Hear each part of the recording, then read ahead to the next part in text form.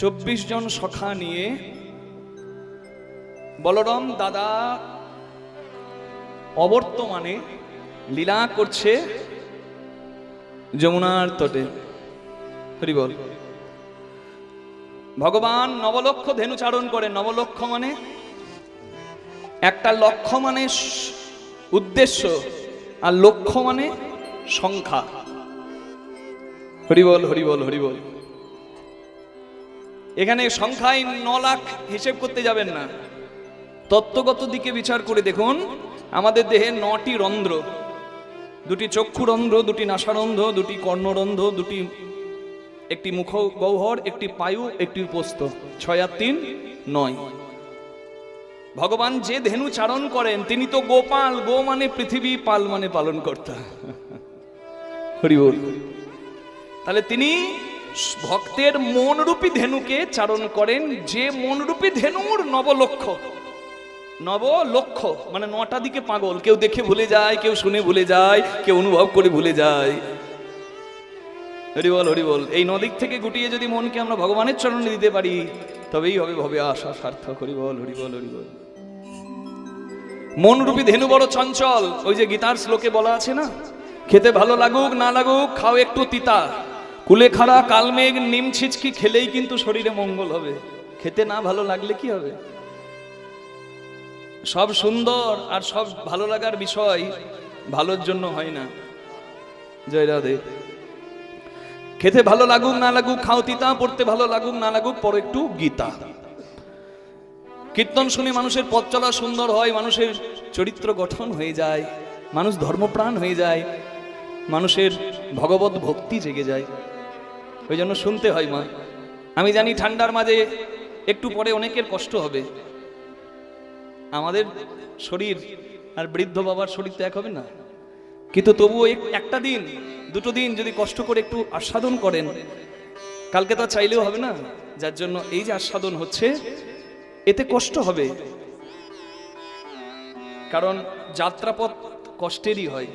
ভজনের পথে যখন যাত্রা আমরা করছি তখন কষ্টের হলেও একটু ধৈর্য রাখতে হবে। ধৈর্যই মাধুর্য, ধৈর্য নষ্ট হলে মাধুর্য নষ্ট।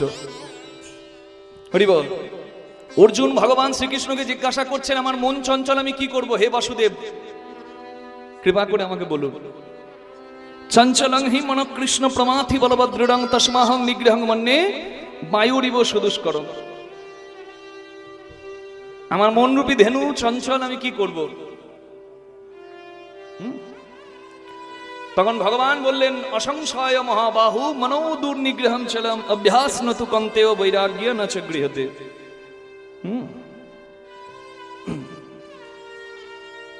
অর্জুন বলছে, my mind is very unyielding, it's very difficult to control my mind, please tell me how to control the mind.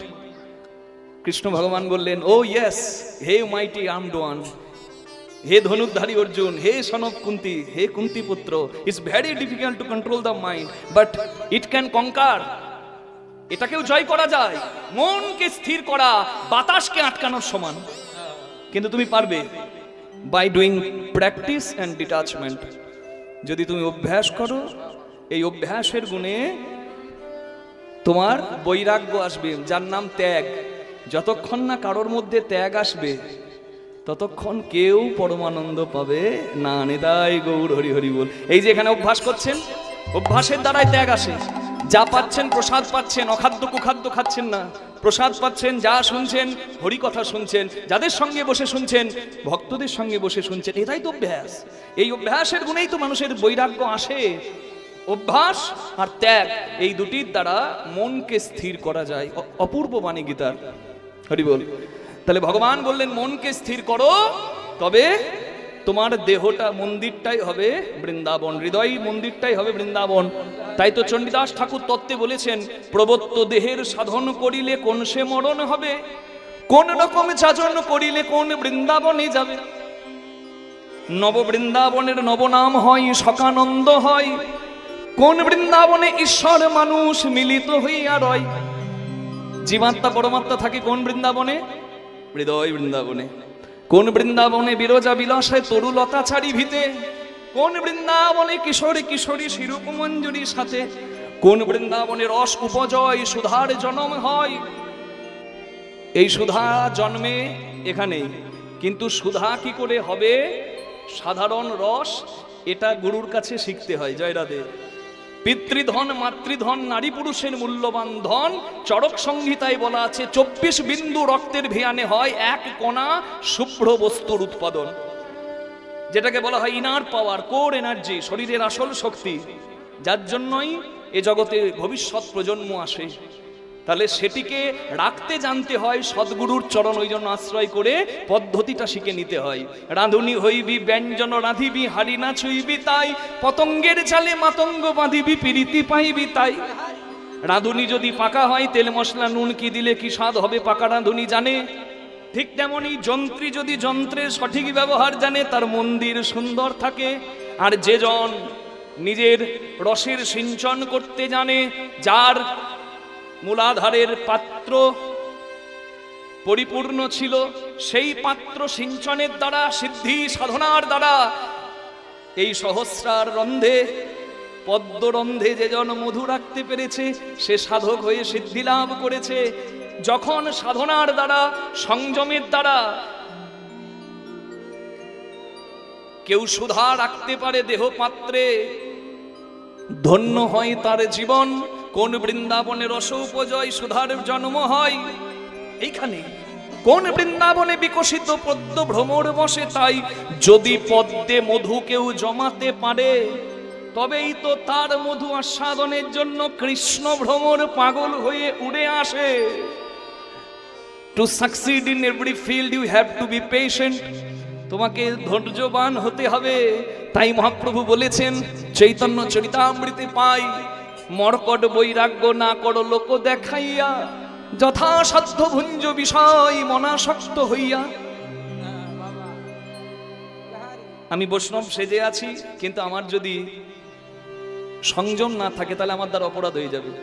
আমি মালা করব, আমি তিলক সেবা করব, আমি বৈষ্ণবের আচরণ করব, কিন্তু বৈষ্ণবী দেখলেই নিতাই গৌর হরি বল, সব গন্ডগোল করে দেব। জয় রাধে। তাই বলে সংযমের অতি প্রয়োজন। হরি বল। এ যে গোপনের ধন না হইবে কথন, বেরসিক জনের সনে, উপাসনা ভেদ হয়েছে যার, সেই সে মরম জানে। রসিক হতে হবে। এ তত্ত্ব হচ্ছে আসল তত্ত্ব, ঝাঁটাছুটির গল্প, কীর্তনের তত্ত্ব নয়। আমি যে কথা বললাম এটা খুব গোপন তত্ত্ব, এগুলো গুরুর চরণে শিক্ষা গ্রহণের মাধ্যমে নিতে হয়, তাতে এই দেহ মন্দির সুন্দর হয়। তাই সদ্গুরুর চরণ আশ্রয় করবেন সবাই। এ যে গোপনের ধন না হইবে কথন, বেরসিক জনের সনে, উপাসনা ভেদ হয়েছে যার, সেই সে মরম জানে। চণ্ডীদাস কয় না জানি তত্ত্ব কেমনে হইবে পার, উচ্চকুলে মানুষ হয়ে লয়েছ জন্ম, কেন নিচু ব্যবহার। হরি বল। তাই নবলক্ষ ধেনুর পাল নিয়ে কৃষ্ণ ভগবান লীলা করছেন যমুনার তীরে। 24 জন সখা, শ্রীরাম সুদাম দাম বসুদাম সুবল মহাবল, সুবাহু বীরবাহু, স্তোক কৃষ্ণ অর্জুন লবঙ্গ মধুমঙ্গল, হলায়ুধ বরুথাপু গন্ধর্ব কিঙ্কিনী, হংসমান ভদ্রসেন বসন্ত বিলাসী, উজ্জ্বল কপিল কলবিঙ্কু পুণ্ডরিক। এই হলো 24 জন বন্ধু। কি মা মনে রাখবেন তো? হ্যাঁ, হরি বল। এটা আমার কাজ। আপনারা নিজের বন্ধুকে চিনুন। কৃষ্ণ ভগবানের 24 জন বন্ধু, আমাদের নিজের দেহের আছে বন্ধু। 24 সখা, 24 উপসখা। হরি হরি হরি বল। জানতে হবে ভগবান খেলছেন। আজু খেলে প্রাণ কানাই, আজু খেলে প্রাণ। মায়ের একবার উলুধ্বনি করুন সবাই মিলে, হরি হরি বল। প্রাণ কানাই, আজু খেলে প্রাণ কানাই, আজু খেলে প্রাণ কানাই, আজু খেলে প্রাণ কানাই, খেলে প্রাণ কানাই, খেলে প্রাণ কানাই, খেলে প্রাণ কানাই, খেলে প্রাণ কানাই, আজু খেলে প্রাণ কানাই, আজু খেলে প্রাণ কানাই, আজু খেলে প্রাণ কানাই, আজু খেলে প্রাণ কানাই। ওই শ্রীরাম সুদাম শনে,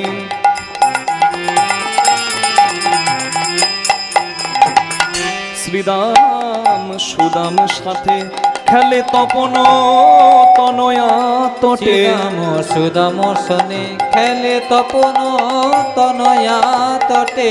এ ভাই, আজকে কি খেলা খেলা যায় বল? এই শোন, নতুন কিছু হবে। আমার এই কীর্তন সম্মেলনের যখন লীলার কথা বলা হয় তখন বলে, কৃষ্ণদাস বাবা কি লীলা গাইবে বলো? আমি বলি, ময়নাডালের বিখ্যাত গান মান মাথুর দান নৌকাবিলাস, কি করতে হবে বলুন? বলে নতুন কিছু শোনাও, কৃষ্ণের লীলা, ভাগবতীয় লীলা। আমি বলে বেশ, তাহলে তাই হবে। জয় রাধে জয় রাধে জয় রাধে। তাহলে একেও আজকে তাই আমি জিজ্ঞাসা করছি, নতুন কিছু বলো। প্রতিদিন যে খেলা খেলবো সেই খেলা আজকে খেলবো না, নতুন কিছু খেলার নাম বলো ভাই। কি খেলা খেলবো? কি খেলা? ছেঁড়া পাতা ভালো পাতা। হরি হরি হরি হরি বল, হরি বল। বেশ, তাই হবে। যে জন ছেঁড়া পাতা পাবে সে হবে চোর, আর তাকে কাঁধে নিয়ে বাকি বন্ধুদের নিয়ে যেতে হবে যমুনার তটে। খেলে কাঁধে চড়া কাঁধে করা, কাঁধে তোরা কাঁধে করা, কাঁধে তোরা কাঁধে করা।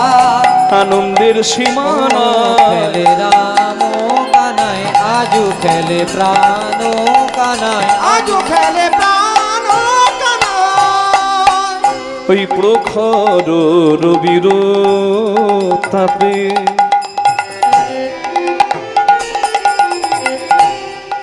গোবিন্দের চাঁদ মুখ ঘামিয়াছে। ওই প্রখর রবির তাপে গোবিন্দের চাঁদ মুখ ঘামিয়াছে। এই খেলা বন্ধ করো। হ্যাঁ ভাই, আজ আর খেলবো না। যে খেলাতে আমাদের ভাই কানাইয়ের কষ্ট হয় সে খেলার খেলবো না। এত খেলাতে আনন্দ এসেছে, কৃষ্ণ ঘামছে, বুঝলেন? নাচতে নাচতে গাইতে গাইতে।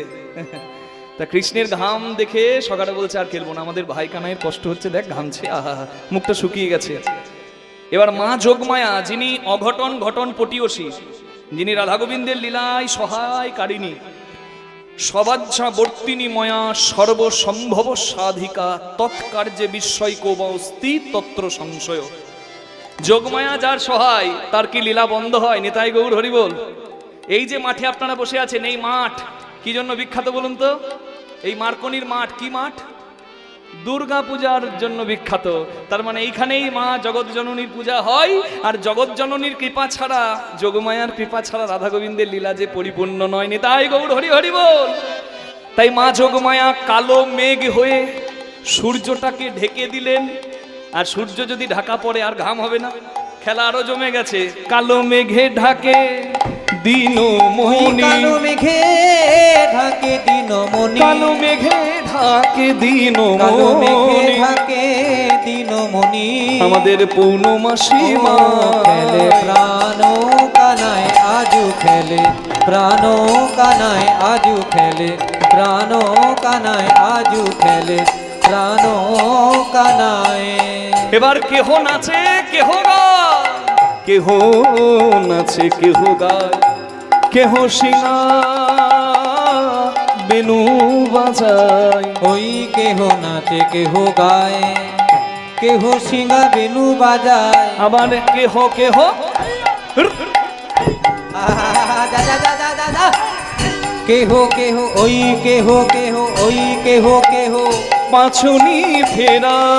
খেলে প্রাণ কানায় আজু খেলে প্রাণ কানায় আজু খেলে প্রাণ কানায়। আজু খেলে প্রাণ কানায়। যা পাতা তুলে আন। সুবল গেল পাতা তুলতে। আজকে ছেঁড়া পাতা ভালো পাতা খেলা হবে। সখ্যলীলা জমে উঠেছে বৃন্দাবনে। আহা, 25টা পাতা তুলে এনেছে সুবল। কেন? কৃষ্ণ আর বাকি 24 জন বন্ধু, মোট 25 জন আছে, 25টা পাতা। কৃষ্ণ পাতাগুলো হাতে নিয়ে একটা পাতাকে ছিদ্র করে দিয়েছে, মানে ছেঁড়া করেছে। এবার বাকি পাতার সঙ্গে মিশিয়ে দিয়ে বলছে, শোন ভাই, সব একটা করে পাতা তুলে নে, যার ভাগ্যে ছেঁড়া পাতা সে হবে আজকে চোর। সবাই পাতা তুলে নিয়েছে চোখ বন্ধ করে। কৃষ্ণের হাতে একটা পাতা থেকেছে। এবার সবার পাতার তদারকি করছে আমার কৃষ্ণ ভগবান। এই সুবল, তোর পাতা দেখি, আর তোর দেখি।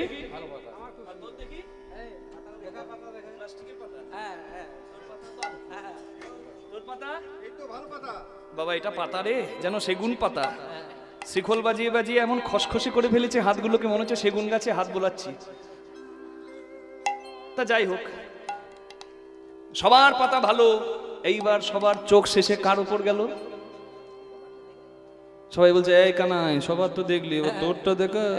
কৃষ্ণ বলছে আমার পাতা কোনোদিন ছেঁড়া হয়? কই দেখি। হ্যাঁ দেখবি। হ্যাঁ, দেখি। এ কানাই ছেঁড়া পাতা, এ কানাই চোর। আমার ভাগ্যে ছেঁড়া পাতা। বলে তুই বিনে চোর কে হবে ভাই? তুই বিনে চোর কে হবে ভাই? তুই বিনে চোর কে হবে তুই ভাই? বিনে চোর কে হবে ওরে ভাই? নন্দরানীর ননি চোরা, তোর বিনে চোর কে তুই হবে যে ভাই? নন্দরানীর ননি চোরা, তুই বিনে চোর কে হবে ওই ভাই? ব্রজবাসীর চিত্ত চোরা, তুই বিনে চোর কে তুই যে হবে ব্রজবাসীর ভাই? চিত্ত চোরা, তুই বিনে চোর কে হবে ভাই? বেশ বেশ বেশ, অত ঢাক পেটানোর কিছু নাই। চোর হয়েছি তো হয়েছি, কি করতে হবে বল? তোদেরকে কাঁধে নিতে হবে তো, এটাই তো শর্ত। বেশ, ওরে আই রে সুবল কাঁধে আই রে, আই রে সুবল কাঁধে আই রে, তোরে কাঁধে লয়ে আমি যাত্রা করি। আই রে সুবল কাঁধে আই রে, তোরে কাঁধে লয়ে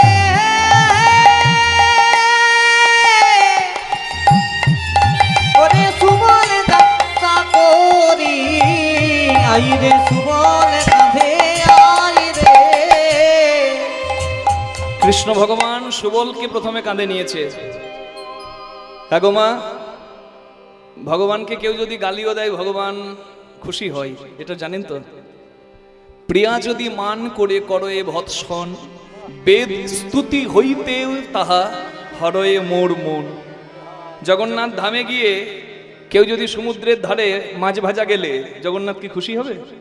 যে বাবা তোর ঘরে মাছ ভাজা খেয়ে তোর মরণ হলো না, এখানে গিলতে এলি।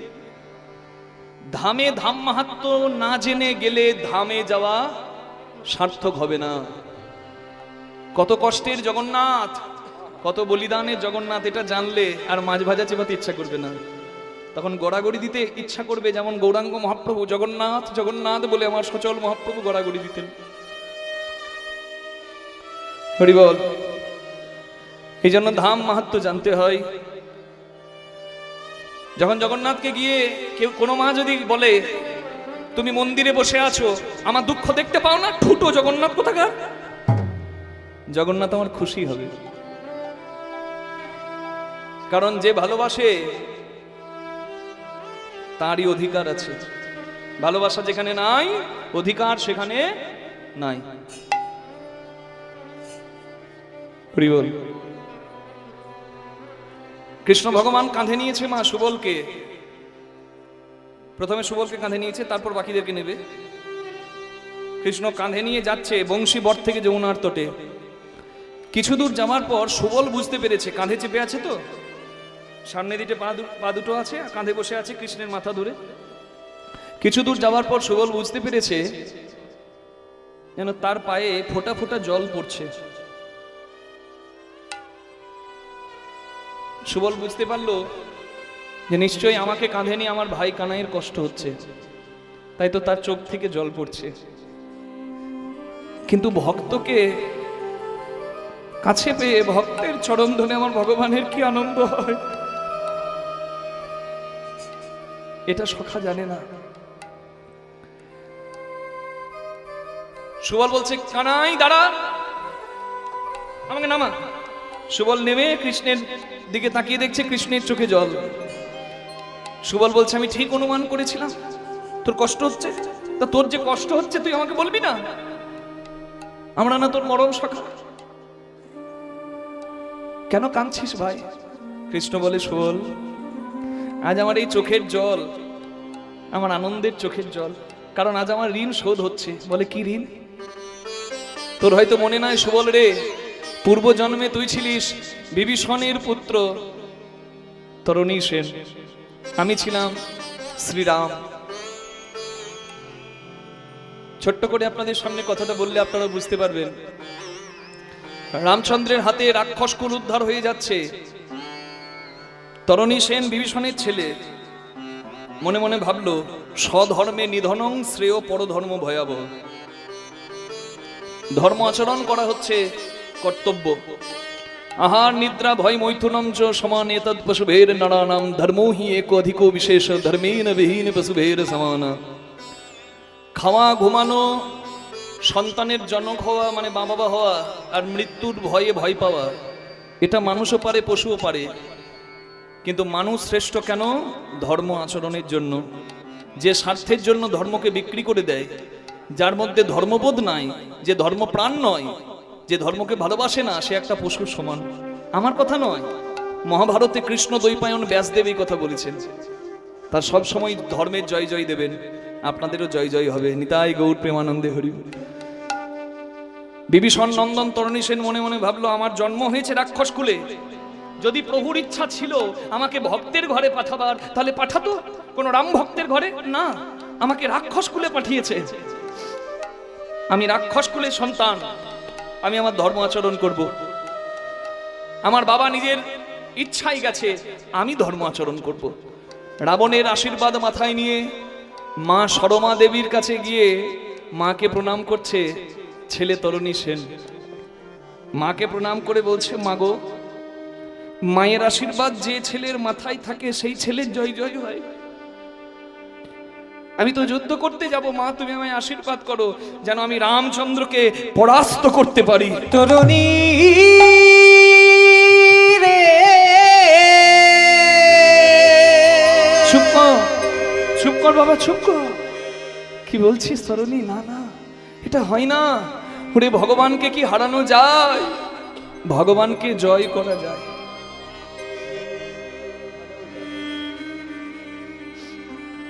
ভগবানকে জয় করা যায়।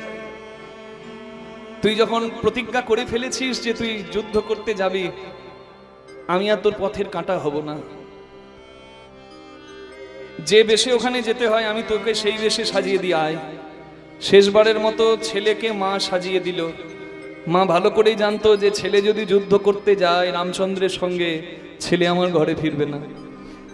কিন্তু মা তো চিন্তা করলো, ভক্ত হয়ে ভগবানের হাতে উদ্ধার পাওয়ার সৌভাগ্য তো সবার হয় না। যে মায়েরা নিজের ছেলেকে ইন্ডিয়ান আর্মিতে পাঠিয়ে দেয়, সেই মায়েদের কত কষ্ট হয় বুকে বলুন তো। যে আজকে আমার ছেলের কথা আমি শুনতে পেলাম, কালকে আমার ছেলের কথা আমি নাও শুনতে পাই। আমার ছেলে হয়তো চলে যাবে ভারত মায়ের সেবায়। কিন্তু এক দুঃখীর দুঃখে যদি সবার মঙ্গল হয়, তাহলে সেই দুঃখ চিরন্তন সুখের নামান্তর মাত্র। মা সরমা সারা গায়ে রাম রাম রাম রাম রাম রাম রাম নাম লিখে ছেলেকে আশীর্বাদ করলো। মায়ের আশীর্বাদ মাথায় নিয়ে ছেলে যুদ্ধ করতে এলো। সম্মুখ সমরে শ্রীরামচন্দ্রের সঙ্গে যুদ্ধ করছে তরণী সেন। রামচন্দ্র বিভীষণকে জিজ্ঞাসা করছে, বিভীষণ, সারা গায়ে রাম নাম লেখা, আহা হা, ওই শিশু মনে হচ্ছে আমার কোনো ভক্তের সন্তান, তুমি দেখো তো ওকে চিনতে পারো কিনা। এটাই তো মর্যাদা, পুরুষোত্তমের কর্ম। পিতার কাছে অনুমতি নিল যে তোমার সন্তান এসেছে, কি করব বলো। বিভীষণকে আমরা বলি ঘরশত্রু বিভীষণ, বলবেন না। বিভীষণ আদর্শ। বিভীষণ চাইলে শাঁখ দিয়ে মাছ ঢাকার মতো নিজের ছেলের দোষ ঢেকে ছেলেকে বাঁচিয়ে দিতে পারতো, কিন্তু তা করলো না।